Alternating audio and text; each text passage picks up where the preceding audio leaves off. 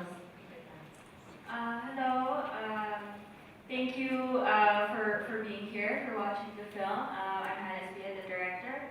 And last year I was here as part of the Tokyo Talent Campus, and this was the film I pitched. And I'm so happy to be back here presenting my first feature to you. So I just really want to thank Tokyo FILMeX and everyone at Talent Campus Tokyo. どうもありがとうございます。皆様どうもありがとうございます。見ていただいてありがとうございます。私は監督のハンナ・エスピアです。去年の今頃ですね、タレントキャンパス東京という企画で私はこの映画を企画をプレゼンをしまして、おかげさまでその映画が完成してここに戻ることができました。初めての上映映画、東京フィルメックス、そしてタレントキャンパス東京に大変感謝しています。ありがとうございました。Hello, good afternoon. I'm Soria Arno, the producer of Transit. Thank you to the people from Tokyo FILMeX for having Transit here at the festival. It's my first time here in Japan, in Tokyo, and I'm really loving the city. I'm enjoying it. Everyone's been so nice. We're looking forward to your questions, and I'll be here also after the screening. If you wanted to talk to me personally, we could make time for that. But thank you again for coming and watching Transit. Glad you enjoyed it. 私がプロデューサーのソリアーノです。東京フィルメックスでトランジットを上映していただいて大変感謝申し上げます。初めて東京に参りまして、今回この街が大好きになりました。東京の人たちがとてもいい人たちなので、楽しんでいます。上映の後に質疑応答の時間がお受けするのを楽しみにしてますけれども、その後もロビーなどで個人的にいろいろお話を伺えればと思っています。ありがとうございます。まず最初にじゃあハンナさんに私から質問をさせていただきます。この、フィリピンの映画なんですけれども、イスラエルを舞台にするということで、この題材を扱った理由、この企画をしようと思ったきっかけについて最初に皆さんに教えていただけますでしょうか。Hannah, could you tell us why you chose this topic as your film? It's a Filipino film but based in a shot in Israel. Well, I was always been interested in themes of displacement, and like for people who don't seem to belong anywhere. That's always been an interesting topic for me. And I thought about this concept when I had a chance encounter with a Filipino worker from a flight from Tel Aviv to Manila, and because of this worker, I learned about the deportation law. And for me, it was unusual because it talks about the deportation of children, and that's a really rare situation, because usually deportation is when the adults don't, adult workers don't comply with the rules, but to have this imposed on people who are innocent, and so it was really just interesting for me, and I thought that this was a story that I needed to tell. 私は昔からどことも言えない場所に居場所のない人々の話というのに興味を持っていまして、ある時飛行機でテルアビブからマニラの飛行機の中で偶然、フィリピン人のイスラエルで働いている就労者と隣り合わせになることがありまして、そしてこの映画の中で描かれている強制送還の法律について知ることになりました。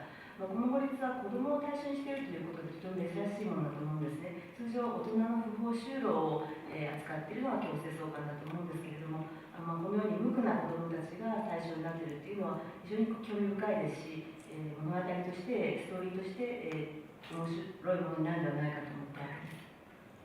ありがとうございます。それでは皆様からのご質問をお受けしたいと思います。どうぞ質問のある方、手を挙げていただけませんでしょうか。 Before anything else, ang ganda. Salamat. Tanong sa puso. Salamat. When you and Gian were writing the film, of course it had to be bilingual. How did you go about choosing which lines were spoken in Tagalog and which lines were spoken in Hebrew? 共同脚本で書いてあると思うんですけれども、これは二カ国語でおそらく進められたと思うんです。どのセリフがヘブライ語、どのセリフがタガログ語というふうに決めたんでしょうか。Thank you for that question. When we were writing it, we wanted the actors to have, we wanted the actors to be able to deliver it naturally. So in our script, we wrote the script in English, and then we had a Hebrew translator translate the whole dialogue, and then the actor would base it on to let it flow naturally, the line. So the actor would know the Filipino line and then the Hebrew line, so they could interchange it. So we had to have about 6 weeks of Hebrew training, and what we did with that was we recorded an audio version of the lines being spoken by a Hebrew speaker, and then the actors would listen to these lines, and then they had Skype lessons with a Hebrew coach so that they could really understand what they were saying. So they were free to interchange the dialogue however they please. 私たちにとっては役者が自然にセリフを口にしていくということが重要だったわけなので、まず脚本は英語で書きました。そしてヘブライ語の翻訳者にヘブライ語の翻訳してもらったわけなんですけれども、役者はそのヘブライ語とタガログ語どちらをも自然に体の中で流れるような感じで身につけることができたと思うんですね。6週間ヘブライ語のトレーニングをしました。ヘブライ語でセリフをすべて録音したオーディオというのを聞かせて、役者はその中でそれを何度も繰り返し聞くことによって身に染み込ませていったわけなんですけど、それに加えて、ヘブライ語のスピーカーとスカイプでレッスンを続けていきました。そして言葉を理解した言葉を、セリフとして喋っているっていうような状況になったわけです。よろしいですか。ありがとうございます。ポール・ソリアーノさんに少しお伺いしたいと思うんですけれども、これね、フィリピン映画代表で、ね、オスカーノミネーションの候補に入ってる1作目にしてもそういう快挙というのも素晴らしいと思うんですが、フィリピンでの公開とかはもうすでに終わってらっしゃるのか、これからのフィリピンでのもし公開してらっしゃったらどんな反響だったのかちょっと教えていただけますでしょうか。It's quite amazing for a first feature to be nominated as the Oscar, foreign language Oscar from the Philippines. And I'd like to know about the release dates in the Philippines, if you have any plans. Well, yeah, it's a blessing to be the Philippine entry to the foreign language film for the Oscars next year. So we're hoping we can get Transit can be the first film to be nominated. There's been no films from the Philippines ever been nominated, so we're hoping Transit can be the first. We're planning to release this in the Philippines nationwide in January. We had a small one last September which qualified us for the Oscars, but we're going to have a nationwide screening all over the Philippines in January. And we're hoping to bring the film all over the world. We've tied up with Electric Entertainment, Dean Devlin from Hollywood. He's our sales agent. So if anyone from Japan is interested to release the film here locally, I would love to talk to you. And we hope to bring this around the world. I think, as a filmmaker myself, when you make a film, you want it to be seen by as many people, and that's what we want with Transit. Thank you.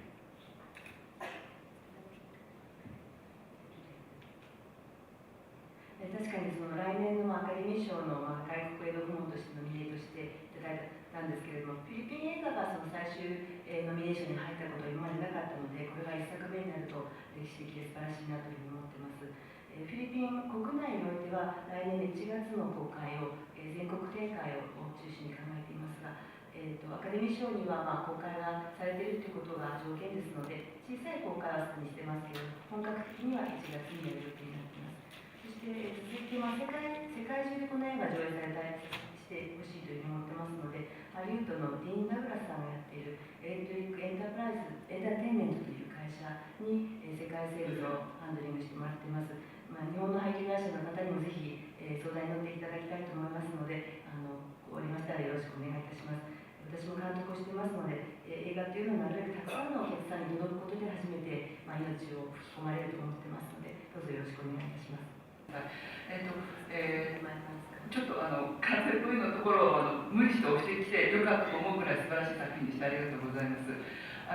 質問はジョシュアの役をやったお子さんは現地で採用されたお子さんなんでしょうか、それとも本当にフィリピンの男のお子さんを使われたのか、私ももう大きくなりましたけれども、小さい男の子が子供を持ってたので、あれぐらいの子供が隠れて住むっていうのはとてもちょっとできないんじゃないかと思うぐらい、大概あんな年代の子はやんちゃだと思うので、とても賢い良いお子さんだったなと思って、どのような撮影状況だったか教えていただけると嬉しいです。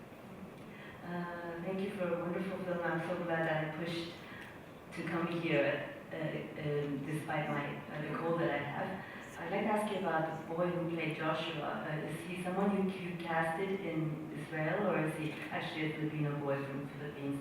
Because I have a son who was at that age at a certain time of his life, and I know that a boy at that age is very lively and naughty and difficult to hide away. Can you tell us a little bit of the backstory of episodes from the shooting, perhaps, regarding Joshua? Thank you for being here. Thank you for coming, and I hope you get well soon. Well, Joshua, his name is Mark. The actor's name is Mark, and he's a really, really special kid. We had an audition for the role of Joshua, and he just really stood out.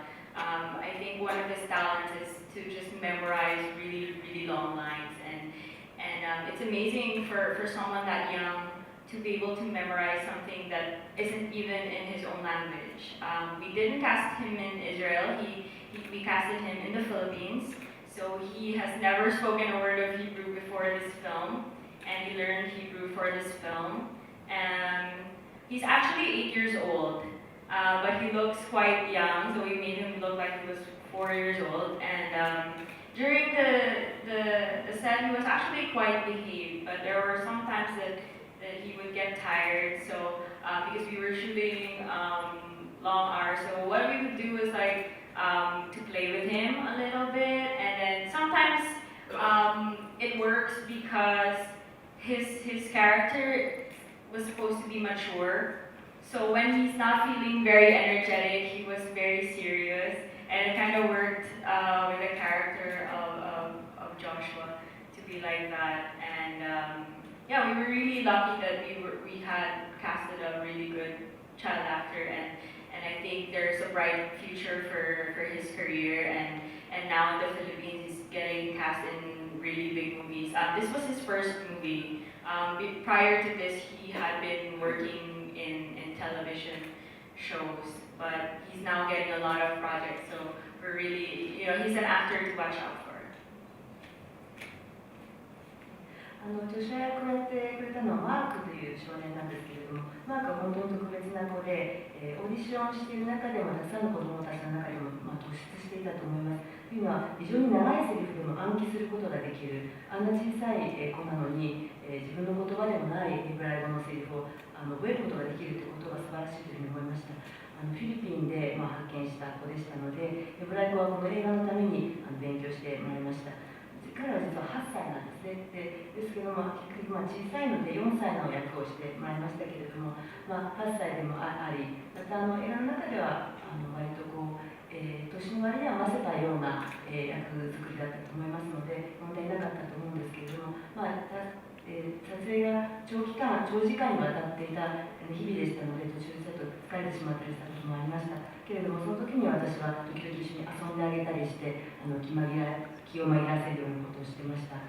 とても元気な時と、それから深刻になる時とが対照的な場面がこの映画の中にあったと思うので、それが彼の疲れた様子とかいうことと交えてうまくいったんじゃないかなと思ってます。でそれにしても非常にいい子役を見つけることができたことはとてもラッキーだったと思いますし、今この映画をきっかけに、この映画は彼にとって初めての劇映画でして、それまでテレビの仕事しかしていなかったのが、今ではフィリピンの大きい企画、大きなバジェットの予算の映画に出演する交渉が進んでいるようですので、今後ぜひ注目していただきたい役者です。ハンナ・エスピアさん、そしてポール・ソリアーノさん、本当に今回どうもありがとうございました。